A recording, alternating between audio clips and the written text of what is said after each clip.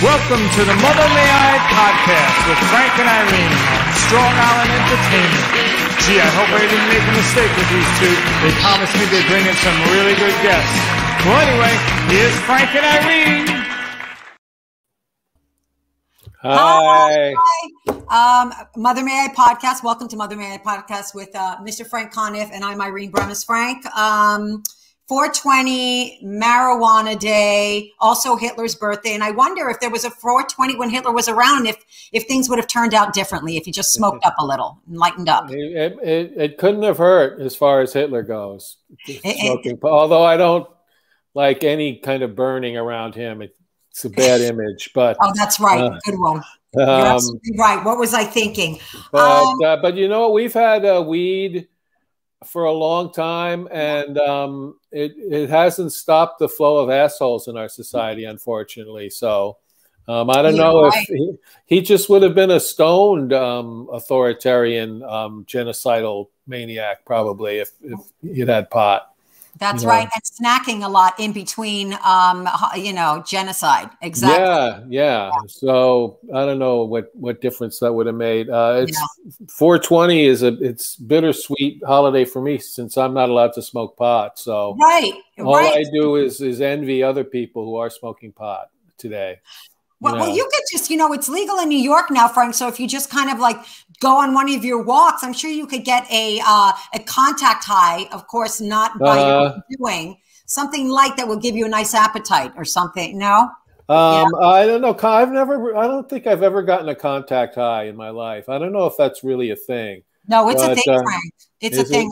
I used to get contact high with my sister. She was a wake and baker, and I would go to the gym and do like 500 leg lifts outside because I forgot to flip over, and I was stoned out of my mind. Well, I had to, and also one thing I've heard, it's frustrating for me too, because I've heard that the pot is so good now. It's so much better and stronger than when I used to do it in the 70s. Yeah. So I'm missing out, but that's what you get when you waste your youth on addiction. Then it all gets taken away from you. Then you're not allowed to have it anymore. You can't do, you can't become like a midlife addicted, addiction. Yeah. That's really what it's for, for the second half of life. But I could smoke it again anytime I wanted to, but, and I'm for the legalization of everything. All drugs should be legal, as far as I'm concerned. Legalize all the drugs, and regulate. I agree 100%, Frank. But you haven't. So you did smoke pot in the 70s. I smoked it. I did nothing but smoke pot in the 70s. I smoked. Now, what were you like when you were smoking? I'm just curious. I was very mellow, very laid back, just inside my own head. Not that different than I am now, actually. More antisocial? How's that possible? A little, because you know what? Pot made me very self-conscious, and I got even more. I got even more shy in crowds when I was stoned. So it made me very awkward, and I was like, wow, I want more of this. So I was an idiot, is my point. Me too, Frank. It would make me incontinent. Anyway, that's always fun. But that's actually how I met my boyfriend in college. We were passing a bong around. I was sitting on his lap and I peed on it. So, wow, my territory. Next thing you know, we're like going out for 4 years. Wow. So and how long did you date Chuck Berry? I'm just curious. But you're right about one thing, Frank. Weed is not going to stop the assholes from being assholes. And you know what? I was in a relatively good mood until I checked on Twitter and saw that some fucking asshole, some gun-toting nut job, shot up a Stop and Shop in Long Island. Yeah. And, it's like, at least with quarantine, these nut jobs were in lockdown. Now I'm hearing gun shootings all the time, Yeah. Well, it's an everyday thing now. It's out of control. Yep. But Republicans understand the urgency, and they're going to do everything they can to ban transgender bathrooms. So we can thank them for that. Because, that's very dangerous. Yes. Yeah, very dangerous. They literally are focused on anti-trans legislation is something they're insane about. And they have no plans for any kind of anti-gun legislation. There's no anti-gun. And most of these people, and I'm going to say it, most of these people are also anti-vaxxers that are in complete denial that even fucking exists, yet they love their assault rifles. It's disgusting. We need gun reform immediately. I don't know why we're so, it's just, I can't even, I don't get it. I don't understand. Well, it's the Republicans are the problem. It's not a problem with Congress. It's a problem with Republicans. It's the problem with Republicans. You're absolutely right. And speaking of Republicans, I was in Florida. I went to Fort Lauderdale for like. Yeah, you told me you went down there to visit COVID, right? Yeah, you know, I went, but apparently it doesn't exist there. So I couldn't find COVID, Frank. That's what's interesting. Okay. It doesn't, you can't find a unicorn. Yeah, so I did go and I just kind of hung out with my friends, but I had this really funny story. I went to visit a friend of mine. She gave me her address and said, you know, I'm not going to be home. Walk into the house. I'm going to leave the door unlocked. And I'll be home shortly. And I actually went to this address. And I opened up the door and I walked in, I sat on the couch, made myself at home, made myself very comfortable. And in walks this complete strange woman. And I'm thinking, is this her cleaning? I didn't know who she was. Turns out then the husband rushes out of the bathroom. Turns out I was sitting in the wrong apartment. Now, wow. That was unbelievable. I call that pulling a Rachel Feinstein. And I'm sorry, this girl, these things happen to Rachel a lot, but it was quite interesting to be sitting on somebody's couch. They walk in, and then I realized that I couldn't see, Frank. I couldn't, and I misread the address. So my friend that I'm visiting just got LASIK surgery, the one close, one far, and I'm gonna do it because I need young guys like you. Young guys like you don't like, but I think you look good in glasses, though. Well, then I could get the decorative ones. You know what I mean? I could get the ones that those, you know, like, what is it called? Williamsburg douchebags wear. They actually don't need any glasses, but they wear them to make a fashion statement. Frank, why your eyes are incredibly impressive, though. I mean, you do not need glasses to read. No, I mean, my eyesight has diminished a bit over the years, but I'm the only one in my family. Everyone in my family has had to wear glasses since they were like 20. I'm the only one who has good eyesight. Everybody in your class has had to wear glasses since you were 20. And yeah, my dad was 4F in World War II because of his eyesight. It's why he couldn't get in, and he ended up being a war correspondent anyway. But so yeah, it's like bad eyesight runs in my family. I didn't inherit that. All I inherited was the alcoholism and depression. But your eyesight, Frank, let's talk about how young you look in a social setting where people are checking in a world of cell phones. I'm always very envious when you're like, let me check that for you, Irene. And I'm fumbling for 5 fucking glasses, one on my head, one around my neck, and one in my purse. Okay, so anyway, let's get this party started. We've got such a great person. You know her very well. In fact, you're neighbors, and she got you that amazing. Is something going on with the cat in the background? I'm a little disturbed. No, that's nothing. Don't worry. Oh, it's nothing. What is it, Frank? Somebody I'm just playing with my wire. Come on. Oh shit. Okay, I thought it was behind you and somebody was trying to break free. But I've known you for so long, so I would be a character witness. Okay, so you live with this girl in the apartment. You want to bring her on? Yeah, she's a great comedian and actress who's done many things. Worked with Christopher Guest and Bob Odenkirk, and here she is now, Kathleen Roll. Kathleen, oh, hello. Let's roll. Welcome. Thank you. We also forgot to mention that Kathleen is also in the documentary about Patrice O'Neill, Killing is Easy. Welcome, lady. Right. Thank you. Thank you. I've been listening to you, and Frank, do you smell that poignant pot? I have a backyard. I smell this. I do. It's unbelievable, and I'm allergic to it. I have allergies. Oh God! Now, and I'm all for anyone smoking pot. Yeah. Right. But Frank lives next door to this lovely, gorgeous gay couple. And I assumed it was them. Oh, do they smoke a lot? Yeah, that's possible. I mean, they thought it was you. They thought it was medical marijuana because it is high power.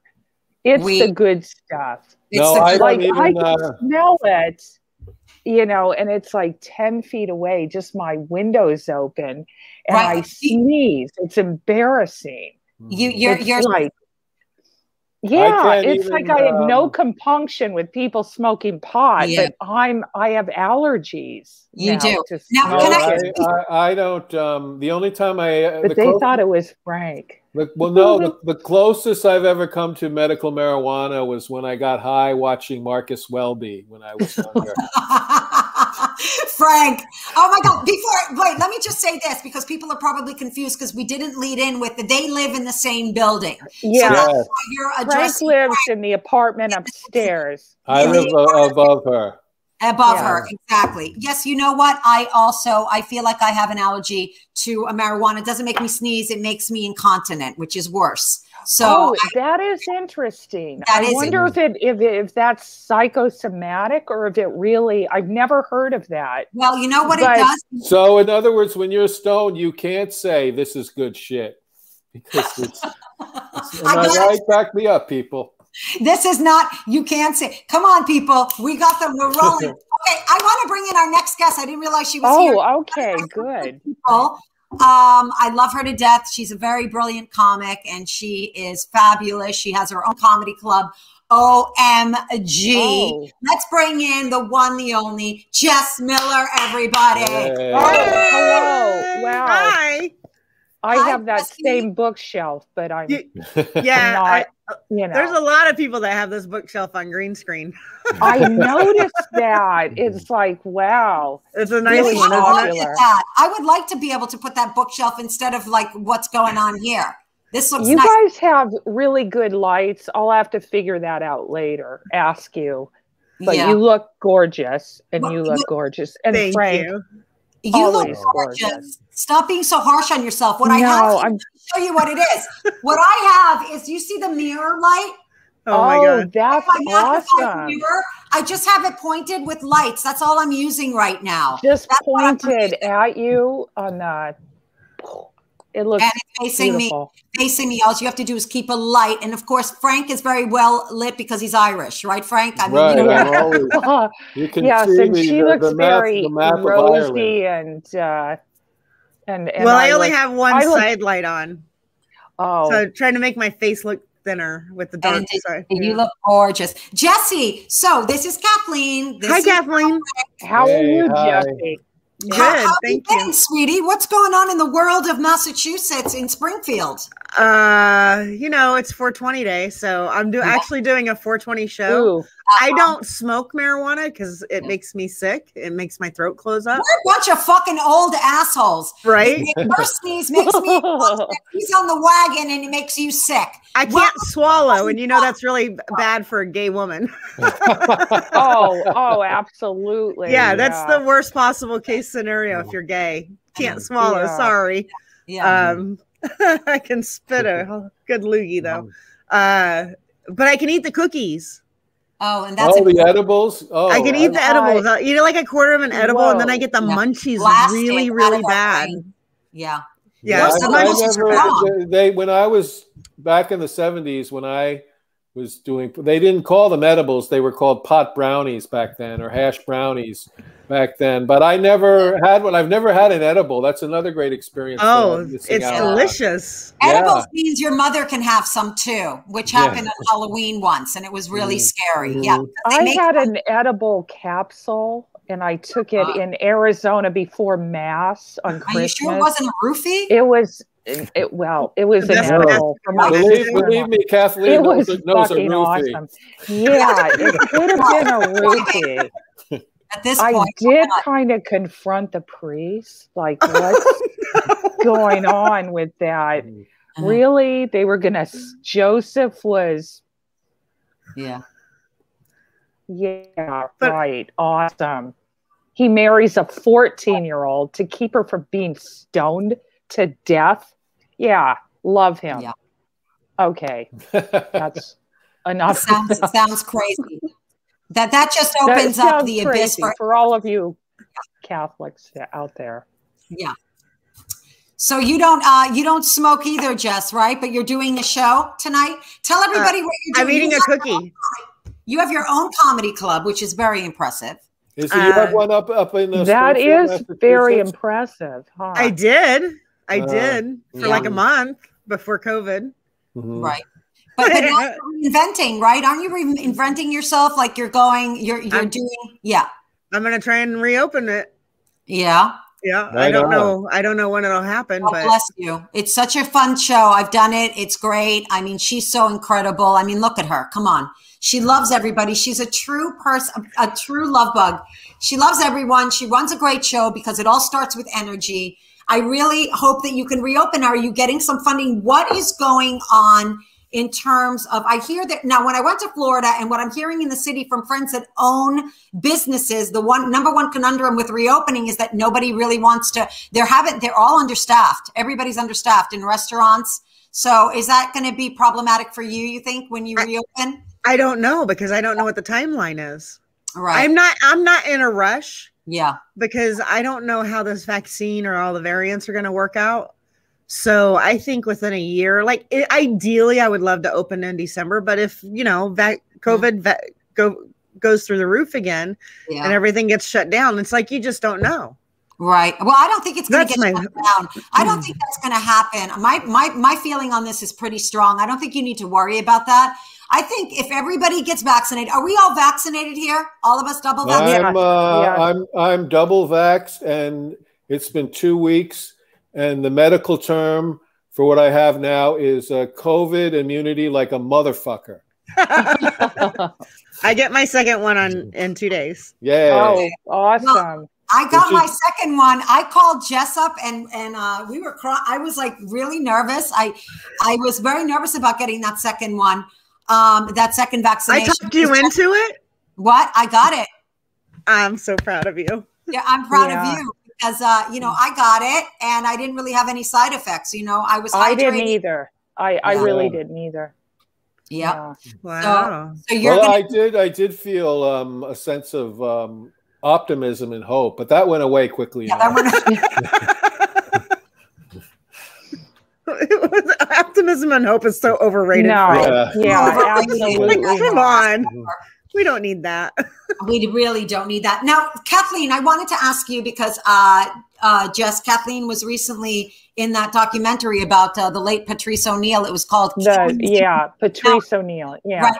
How was that? Because you were asking me, yeah. I guess it was okay. And his mother and ex-wife or girlfriend were. Vaughn? Yeah, I love her. She's amazing. She's a comic. Vaughn DiCarlo, yeah.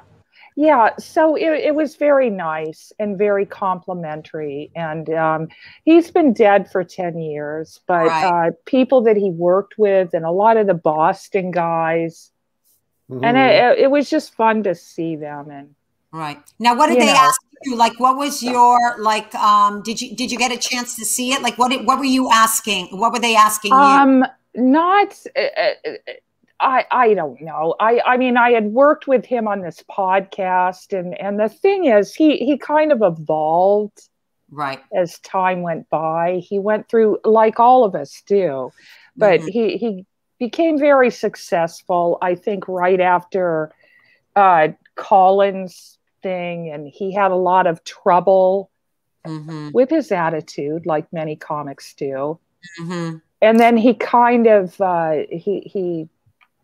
he evolved a little bit. Well, he was genius for for like shutting a room down and then bringing them back into the fold. I've never seen he got into he was great, and he had such good kind of racial material. He had a very unique thing. He was hilarious. He was a great actor, and the theme throughout it was he died too soon, as so many comics do. It's burn themselves out. I mean, it's the kind of play where we all have to have a lot of black dresses because Right.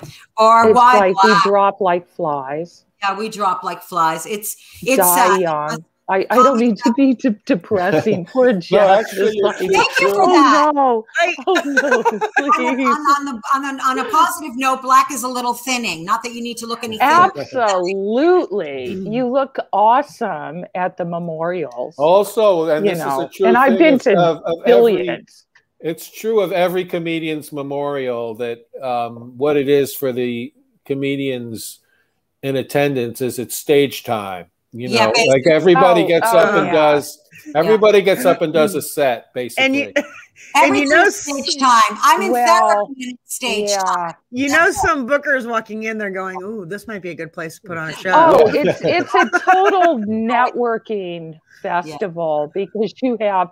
I remember Greg Giraldo's. Yeah. And people like, "Are you kidding me? You're networking with Doug Herzog at." Oh, sure. Well, that's what, yes, funerals and weddings, sweetie. It's all about networking. I couldn't get into Greg Giraldo's memorial. My agent said I wasn't right for it, and they decided to go in a different direction. So I couldn't even go. Frank, you weren't. And you have people that barely knew them that are going on about how great they were, and it's like you don't know. Yeah. And he didn't think you were funny. I'm sorry. I know. You cannot, So are you saying that's poor form? No, I'm saying it's okay. It's proper etiquette. Proper etiquette to network during a funeral. Yeah. Okay. I just need to know.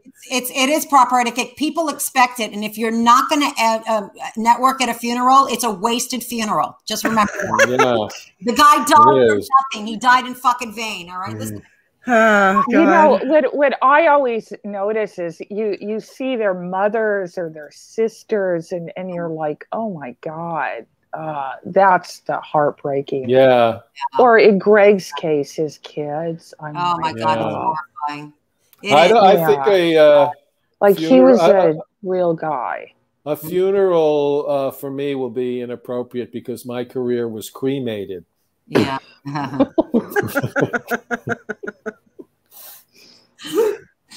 Oh my God! Enough funeral talk. Oh yeah. Let's bring this up. Let's get back to Hitler. It's his birthday. Oh my God! What? Support the arts. I would get cremated, Frank, but I'm just afraid support the arts. Kathleen, I wanted to ask you. You know, this is Am I moving around too much? No, you're fine. You look gorgeous. With COVID running rampant and everything, we've all been locked indoors. And you mentioned that you had to get off your phone, like you didn't get back to me for like a week. And you said that you had to get off your phone for mental health reasons. Yes. You know, I agree. Now, I want to elaborate on that. Like, what did you mean by mental health? Like, is it Instagram? Is it just being on the phone? Because I agree that was probably it isn't. I had to get off. Well, the news for one thing. But I have COVID crazy friends. Yes, get off. Like are calling me a neighbor. I want to move to Seattle. My neighbor doesn't believe in vaccines. Right. And it's just, we both have a friend, Amy Stiller. She wouldn't mind. She doesn't believe in the vaccine. I love Amy. I'm very good friends. I love her too, but she doesn't believe in the vaccine? I don't know why. She's all into, whatever, granola and bee pollen. God only knows. I've known her so long that I know not to ask, but well, I want to know. I want to ask her why. I'm surprised. Bee pollen. Yeah. I'm just saying bee pollen. That's one of the many things she was into. Right. Bee pollen. Well, it helps with allergies. So it might help with your weed allergy. You know what? It really does. I have to get some. Yeah, you really should get some. I have horrible allergies. Now, did you find, Jess, that it was like hard for you, like being on social media, listening to the news, all the COVID news? Like, did you find at some point that it was like throwing you down a rabbit hole? I went on antidepressants. Yeah. Oh, and then the antidepressants made me suicidal. So I had to get off the antidepressants. And then once I got off the antidepressants, I was super, super happy.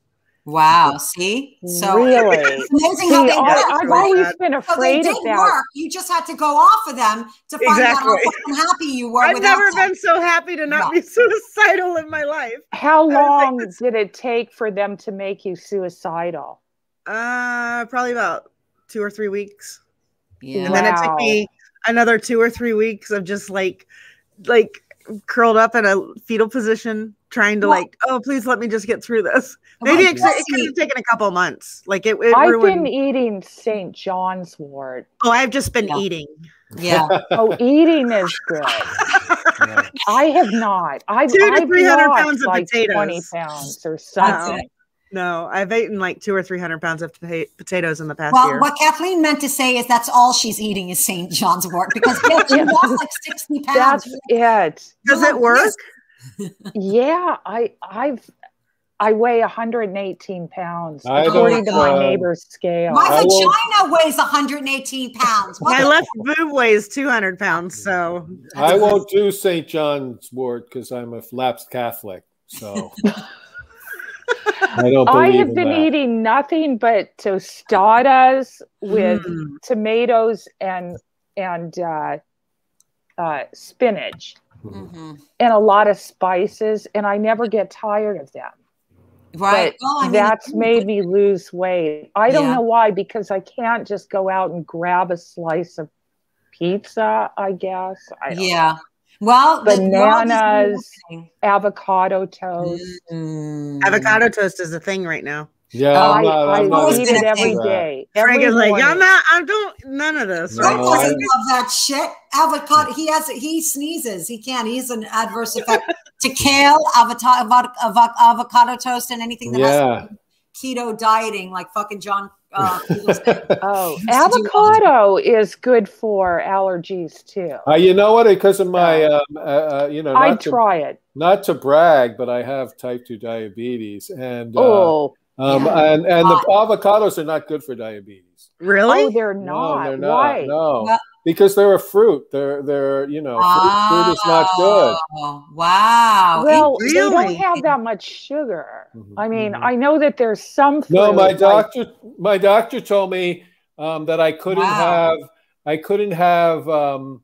avocado. I couldn't have avocado toast, so I had to try to be insufferable some other way. Right.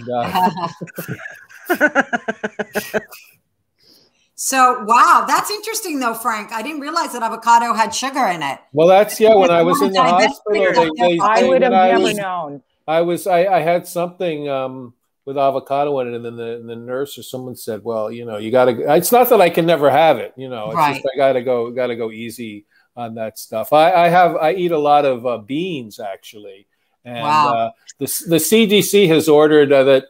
Even my farts should wear a mask. Kathleen, I was going to say, poor Kathleen lives right underneath you, right? That's a wonderful position to be in with him eating beans. They have like charcoal underwear you can use, right? Oh, do they really?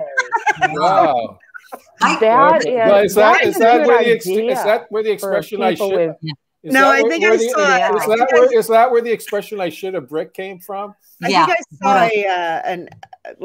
I heard you, Frank. I heard you. I heard you could hear farts on this kind of Zoom thing. But this is somebody farted. We would know who it was. This is high tech. It's called Zoom, not boom. Yeah. Zoom, but I heard you could hear farts, so how's it going with the real estate, sweet lady? Oh, I fucking hate it. Can I say that? Yeah. I'm trying to sell this apartment, and this lady's being a total lesbian. The woman that's buying it, or the woman that's selling it, is, and the guy that's buying it is this is it. The last time. He's very young, but he has good credit. And now mortgage rates are very low, but they're harder to get. And he's going out of his mind. It's so fucking boring. It's incredible.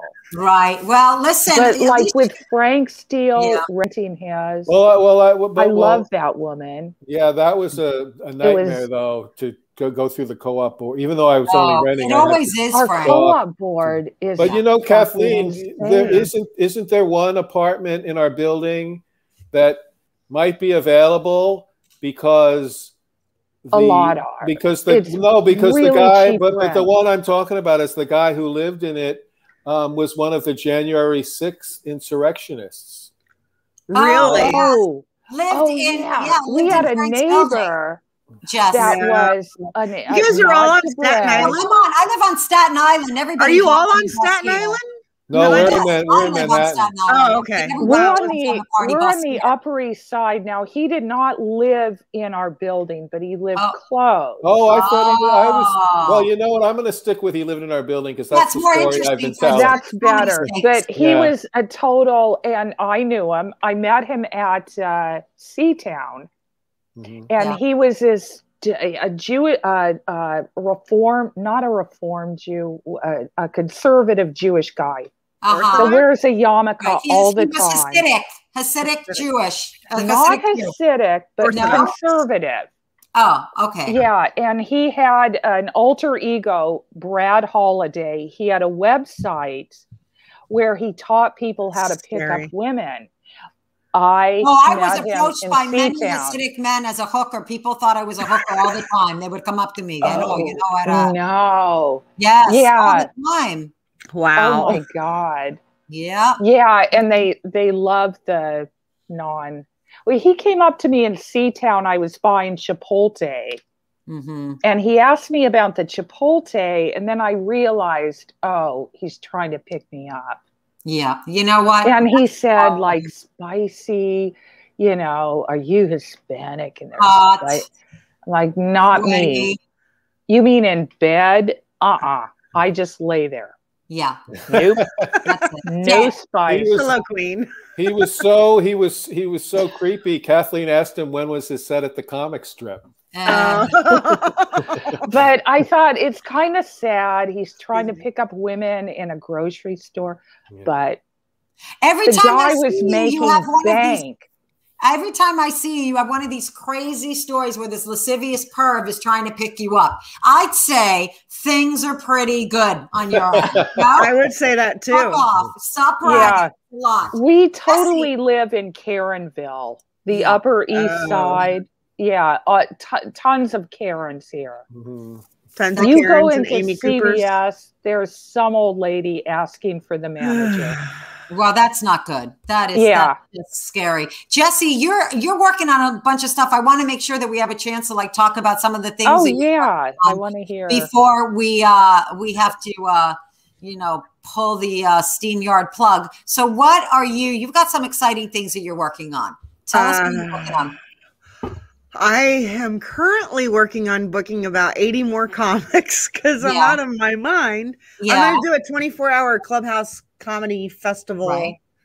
And for those of you who don't know, foster kids. Clubhouse, Frank, I don't know if you heard about foster kids. That's awesome. Yeah. That's awesome. Tell everybody what Clubhouse is because I don't know if everybody knows what Clubhouse is. It's just a drop-in app. It's a video or it's an audio app. And it's kind of like radio, but 400,000 or 500,000 people will show up in a room.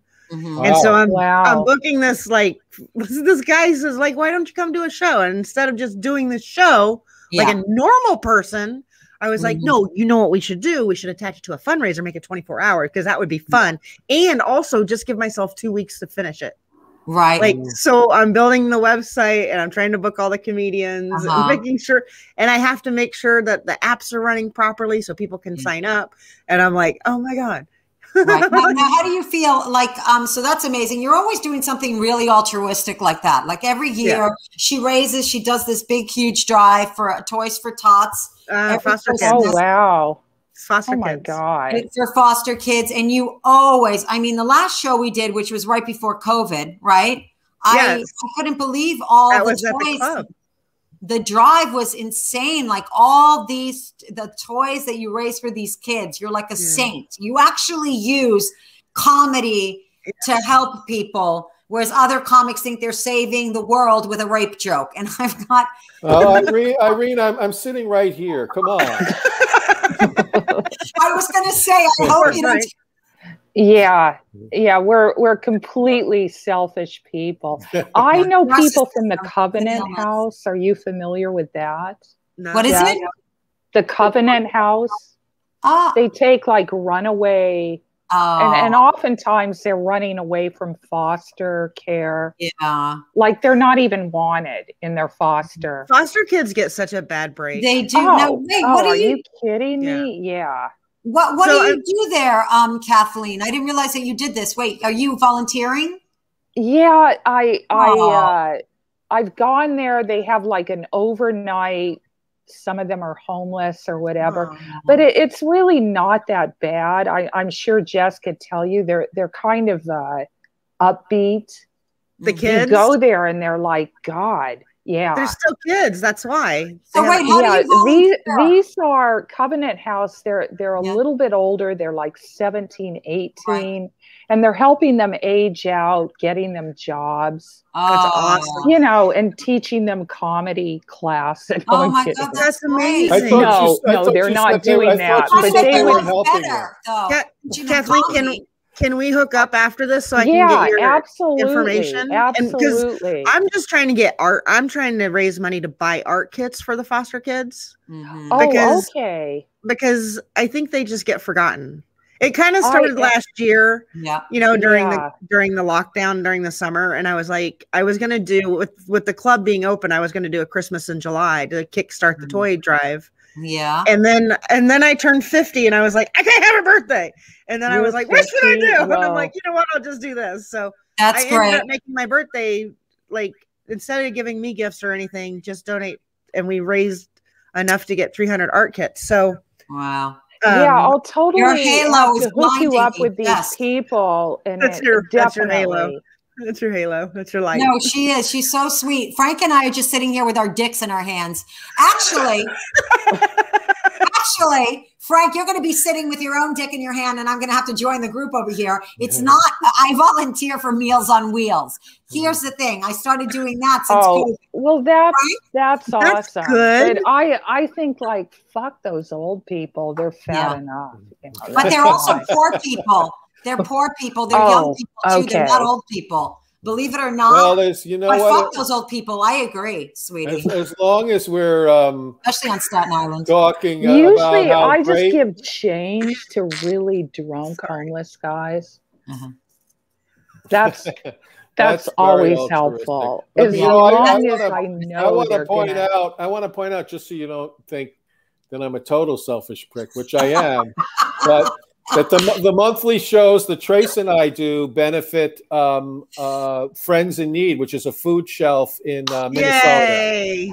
See, and we've been their biggest. We contribute money awesome. every month to them, and we're their biggest donor. Apparently, I love it. I love it. So none of us are dicks. Let's feel good about it. No, I am. I want to make it clear I'm a totally horrible person, but that's a fact, though, about the shows that we do. That's right. But that's amazing. That's amazing. So look at us. You know, we're all doing ourselves. We're all doing ourselves. I've thought about the Covenant House and comedy shows and how you can, but I have no skills. I can barely rent an apartment. You know, that's not true, Kathleen. That it is. It's not that you can't do it. That's not good for a realtor. It's not that you can't do it. It's that in New York City, it's such a horrible process for everyone involved to either rent or buy something. It's automatically a nightmare. I know people in other cities who they look at an apartment, they tell the superintendent they want it, they sign a lease, and they move in on Monday. You know, it doesn't happen in New York. No, it doesn't happen in New York at all. This is a really good time if you want to rent or buy. This is it because there was a mass exodus. Can you find me? Can you find me like a 2-bedroom apartment with an outdoor space, like a patio? That's probably now for under what? Like 2,000 a month, under 2,000 in downtown Manhattan. Oh, come on, that's impossible. Don't even. Well, actually, there are things in downtown. If you don't mind that it's kind of there are holes in the wall. Or I don't care. I'm a lesbian. I can and there's somebody squatting in your bedroom. If you don't mind that, sweetie. If you don't mind sharing. Kathleen is the best at this. I'm telling you, Kathleen, you're good. Did you ever see that show, Kathleen, Selling Sunset? Where these I've seen these, and I know that they're kind of fake. I could see the fakeness. Oh wait, you saw it? Is it that on Bravo where they have those? It's on Bravo. Yes, I binge watched the whole thing with Rachel Dratch. We were obsessed with that show. And so you don't think that's real? You don't think that those girls are? No. What's it called? It's called Selling. They have it pre-planned. You know, they already have it before. Right. Yeah, because I've done pilots for reality stuff. Look at me. I've done, of course, nothing got picked up. Oh, I've done. Yeah. It'll happen. It'll happen, Irene. Please. The real housewife, just like those are, which disappointed me. Yeah. I really thought they all reality shows are as scripted shows are. Yeah, that's they are. A fact. Yeah. Yeah. Yeah, they are. They are scripted. It's kind of a disappointment. And my show, Pity Fuck, about comedians, a dating show. Oh, that's amazing. I thought it would be a great idea. There's a lot more alcohol, a lot less commitment. Yeah. Pity Sounds Fuck. like. Okay, so Bobby, of course, because I've done this 3 times. We've done the show, and I wanted to talk about something that I sent him, and I keep forgetting. But you know, recently I've been hearing a lot of women complaining about the way that, like, there's so many women that are unhappy with their bodies. You know what I mean? And then that whole thing happened with Khloe Kardashian, and she was going to sue everybody for posting this unfiltered selfie of her at the beach. Because she thought she looked terrible. And so I wanted to talk a little about body dysmorphia. Oh my God. That's her? Is that really her? Which one looks horrible? That now, one. Now here's the thing, guys. This one to the left is the one that's been photoshopped to give her that weird look body. And the one to the right is how she is unfiltered. And it made me so sad that, you know, and I actually that looks, love for Khloe Kardashian or the Kardashian family. But she looks hotter in the unfiltered one. Frank, what do you think, ladies? She looks, you know what? Both of those are going into my spank bank. I don't know what the problem is. Like, which one do you like better, Frank? The pink bikini or the one? They're both great. If in case I meet her, I don't want her to hear my real opinion. So, I mean, I wouldn't wear the bottom piece that way. You know, like I'd probably wear shorts and a t-shirt, but I would kill for that body right now. I know, but I'm saying one is not added real. Things one on her hip. And I think she looks beautiful without. Which is the unreal one? The unreal is the pink. Okay. Photoshopped. Oh, okay. Yeah, I think she looks better without those fake hips, definitely. Yeah, I mean, like, you know, and the boobs you could see are a little bit done. Wow, even the background they changed. Yeah, everything, and her face, the whole. She's not even recognizable. You know what, Jess? Jess, I love you so much. You just brought up a really interesting point. Like, even her background wasn't good enough. She was like, oh, this is disgusting. She had to fucking reinvent her background. Her background wasn't up to par either. Now, what did she do? She sued. Because of which picture?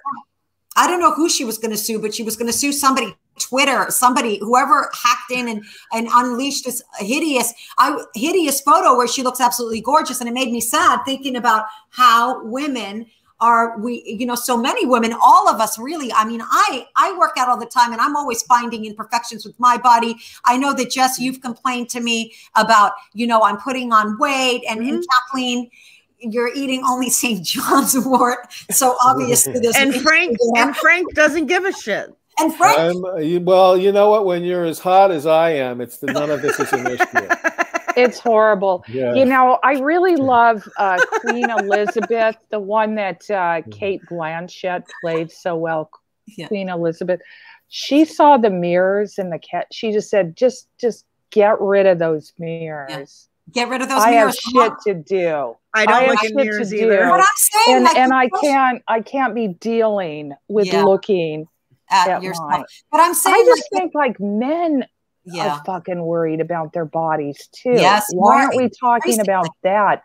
Just as much, if not more. No, I don't think so. I think that's mostly dick size. I train women. Exactly.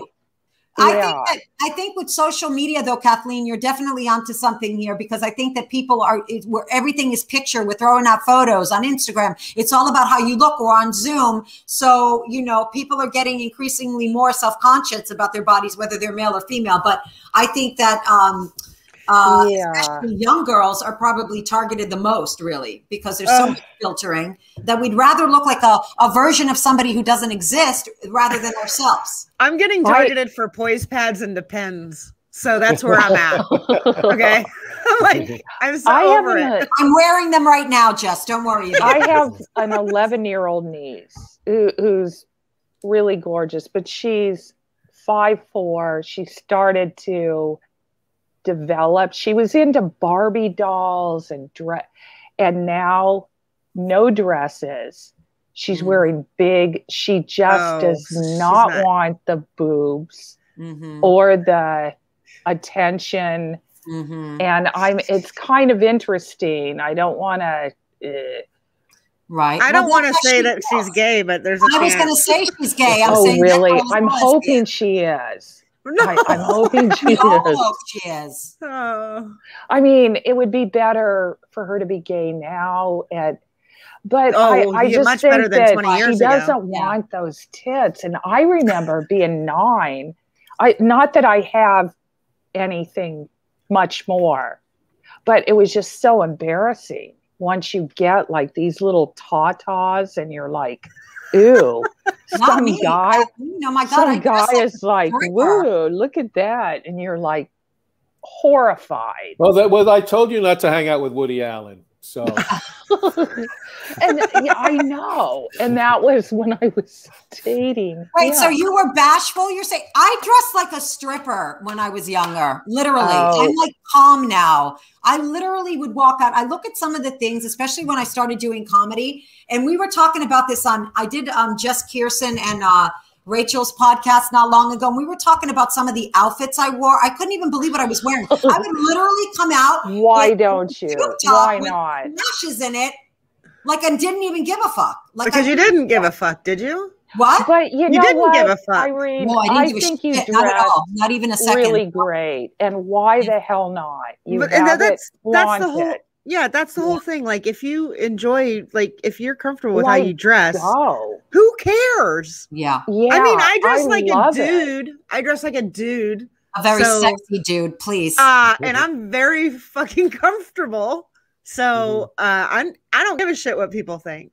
Yeah. I mean, they do. You can't care about what people think. I think that's the main thing. So if your beautiful little niece is comfortable wearing something that makes her look like Sister Wives, let her. The thing is, if it was comfort, I'd be okay. But it's hiding. Yeah. But how old is she? 11. Yeah, but she'll grow out of that. Yeah, she'll figure it out. She will. We all go through that. We did. I didn't have any boobs at 11, so. I don't think I had big boobs. I had boobs at 9. You did? I did. I think that would put me over the edge. It did. It was like horrifying. I hated it, and I wanted to hide them. Well, you're young though. 9 is really young. Oh yeah. Yeah. Well, my boobs didn't come until I was 55. So.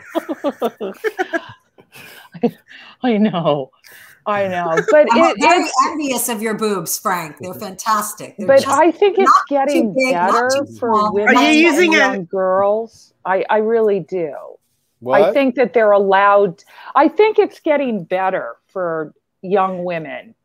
Well, I think the problem isn't like I think women and girls should dress the way they want to dress. The problem is men and society slut shaming them, you know. Yeah. Like in other words, like exactly. if you dress provocatively, do it. And that's the way you want to look, and that's part of your self-expression or whatever. Right. And that's great. But you know, we we live in a society where people like Jay Leno will come on and do all these jokes, slut shaming women for the way they look. That's where the problem is. You're absolutely right, Frank. And even sometimes women do it to women. I, for one, can never ever criticize a woman for the way she dresses, because I dressed like a fucking stripper, literally, for years. I still can't. Why not? I would wear things without a bra, and you could see full on my nipple, and I'd be like, "What do you need?" Could you What I need is a glass of milk, you fucking whore. Could you describe that a little slower, please? I used to model those sausage casing dresses because I was very thin back in the day. You're tall and you have a slim, beautiful bod. But I remember going into Irish bars with this other model who was this really tall black woman, and just like, fuck you, we're fashion models. Fuck you. Fuck you. I like it. Yeah, Fuck I you. could wear whatever the hell I want. That's right. The only thing is comfortable shoes that don't fuck up your feet. Oh, I'm so mad at myself for not wearing those. Always in heels. I mean, yeah, but see, you wear those the wedgies. Yeah, aren't they comfortable? Yeah, exactly. That's why I asked you about those. Oh, right. You did ask me. When I first saw Kathleen, I met her through Frank, and she walked in, and I said, okay, I love this bitch. She walked in. She just got her nails done. You looked so cute. You were wearing this cute little dress. You had your little lipstick on. Your nails were done, and you sat down and wouldn't shut the fuck up about hilarious shit. And I was like, I love this girl. I'm like all for women can wear whatever the hell they want. Absolutely. Like during this pandemic, I've been wearing my pajamas to the grocery store. Me too. Well, I do that, but that's just I'm being like Hugh Hefner when I do that. Right. During this pandemic, I've been wearing the same underwear for 5 months. I haven't worn a bra in over a year, and I think that was a really bad decision. Yeah. I don't think so, Jess. Yeah, I don't think so. Why should you? What are you wearing a bra for? Let her breathe. Let them breathe. You're like, they've been breathing. Yeah, because I ate 200 pounds of potatoes. That's why I need something to hold them up. Yeah, my parents. Someone should have told me when I was a kid that if you ever grow up and start gaining weight, you're going to have grandma's boobs. Because grandma had big ass boobs. Boobs. She scared me. Her boobs were so big, they scared me. And I was like, if someone had told me that, I think I would have made some different choices. That's all I'm saying. Right. It's not my fault that I'm fat. Right. It's my parents' fault. Well, you're not fat. See, I'm jealous of that. The big boobs you could use as a weapon. Just smack. Yeah, you could snap somebody. I call them lasso tits. Yeah. Lasso tits. Yes. They're so stretchy at this point. Yeah, mine never grew that much after I was 9. Yeah. They stopped at like 12. Wow. So it's weird. You were an early bloomer with I guess I was. I was one of those. I'd be babysitting and drunk guys would come back and look at how old. Do you know how old she is? 12. She's 9. And they'd be like, whoa. 9 years old, they started to. My mother, I wanted to have boobs when I was around 11, 12. My mother told me to eat chicken and drink milk. Really? Wow. Yeah, and I did. And I never grow any boobs, but I got really fat because chicken and milk. Disgusting. Anyway, Mom, you freaking anyway. And chicken breast, right? That's what she specifically said. Chicken breasts and milk. Wow. I love had you, no Frank. idea. You love Frank. Like I'm going to try that now. You love Frank. You know. Frank is a party wherever the fuck he goes, man. He's cracking me up. He's cracking me up too. So we are sort of running out of time. So I want to make sure that we get to talk about what everybody's working on, and B, I have a picture of a friend of ours that died from John's show that I wanted to post last week. So I kind of want. I know her. Yeah, you know who we're talking about. So, so I want to end the show with her and just talk about her a little bit. But okay, so we'll start with Kathleen. Anything, even if it's an apartment you're showing. No, nothing. The Comedy Cellar. I had promising, from my connections there, Colin and but that's. And I do want to promote the East Side. Carl Schurz Park. There will be some fabulous protests. Lovely Black Lives Matters. Yeah, they have a whole Black Lives Matter set up there. I'm totally down with the community. Yeah, they have barbecues, the whole nine. And the thing that's great about the protests, is they really piss off the people who live in the expensive building that's right across the street. Yeah, that's wonderful. Excellent. I know. It's excellent. And they're very peaceful and nice, and barbecues. Just go. That's beautiful. And the Covenant House. Donate and go, and hopefully I'll be doing something else. But I love you. Watching nihilistic sweetheart. Movies. You're such a sweetheart for doing what you do for the Covenant House. Seriously, I can't believe you do that. That's amazing. Jessie, anything that you'd like to plug? That's Yes, I have shows this Saturday online at OMG Comedy Club, and then you are appearing on May 1st at OMG Comedy Club, and then you're going to be kicking off the whole comedy festival fundraiser. Everything's on your shoulders. I'm so excited. I love it. I'm so excited to be doing it. I love you, and what you do for comics, and especially women in comedy, and also what you do for children, both you and Kathleen. And Frank, because Frank, we can't leave Frank out because of his show that he does. Frank, he does some things with wait, for children. Get the terminology right, please.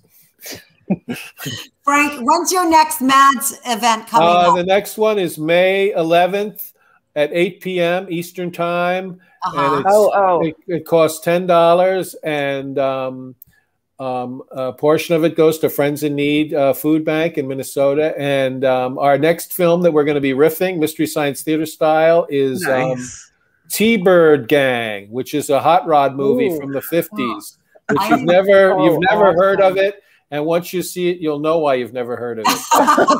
So we're gonna riff it. It's gonna be really funny. How do we watch you riff on this? It's you go to eventbrite.com, but send me like a personal email, and I'll get you on the guest list for it. Yeah, it's really so fun. Yeah. And when the world reopens, we should go together and see him at one of the theaters. I know. Yeah, we did our last show the night before the pandemic, the lockdown officially began. We did a show at the Alamo Draft House in Brooklyn. That was the very last night before. And I went. Oh no, did I go to that? No, you couldn't make it because I blew you off for another. Yes, no, I didn't blow you off. You went to an art gallery thing. I had this other event that also got fucking canceled, and yours was still on. Now I could, you can't be a fence sitter with this shit. Anyway, Irene is very popular. Oh my God, and they're so great. It's so great and so much fun. And I'm doing Jesse's show, which I'm going to start heavily promoting May 1st. And then I haven't been doing that much stand-up, but I guess the world is starting to reopen. I'm headlining Governors on June 11th, and then I'm co-headlining Carmen Lynch on the 17th. Oh, wow. Nice. Delaware. Cool. So we're starting to pour it back in, but I haven't been doing any stand-up. But, I did that show at Governors. I realized that it doesn't fucking matter. I got up and it was like, this is what we do. You know what I mean? This is what we do. It's like riding a bike, only you have more fuel. You have more fuel. Yep, exactly. Inside in your chest. Well, if either of you want to do the Clubhouse thing, let me know, because I would love to have both of you. Great. Absolutely. Do you mean them? Oh. No, no, you. Okay. I absolutely. You, sweetie. And also, I wanted to just end this show with our dear friend that we knew from John's show, Midwin Charles. You know, I just wanted to do this last week and we ran out of time. God, she was beautiful. She was extraordinary. And Frank, I want you to talk about her more because I feel like you knew her more. But well, she was a regular on John's Fugelsang show, which I was a regular on. And so she was this brilliant attorney who also did commentary on television shows, like probably the most accomplished person I've ever met. And yet she was this incredibly down-to-earth, funny person. John and I went to see Black Panther with her. And it was her third time seeing it. You know, she was, everybody who knew her just loved her. And it was the most shocking thing in the world because she was so young and so vital. And was such a force of life that she was the last person you would expect to just suddenly die, you know. And it was just shocking, and everybody misses her so much. Nobody will ever forget her who knew her. You know, that's so beautiful, Frank. That was such a lovely tribute. And she, we don't know why, for whatever reason, it's so sad and tragic, but she was a force, a light. She lit up a room. She was so intelligent. and she was so intelligent. And I said to John, she really was. We talked about her on John's show. I said she was way above our pay grade. Oh my God! Yeah, it was like she was why CNN. And I would be like, oh my God, I'm bringing dick jokes to the table. She was on CNN. A lot. She was on CNN a lot and MSNBC, and she should have had her own show. I don't know why. She really should have had. And you know what, Frank? She probably would have had her own show if it hadn't been for her untimely death. And so anyway, we're sending love to her family, colleagues, family. Yeah, she had a very close. Her parents were Haitian refugees, and so she was very strong. And they have clips. You can find them on Twitter and YouTube of her talking about the importance of immigration in this country, and how much her family and people like her parents, how much they've done for the country, and how all of this anti-immigration bullshit is so wrong. Yeah, right.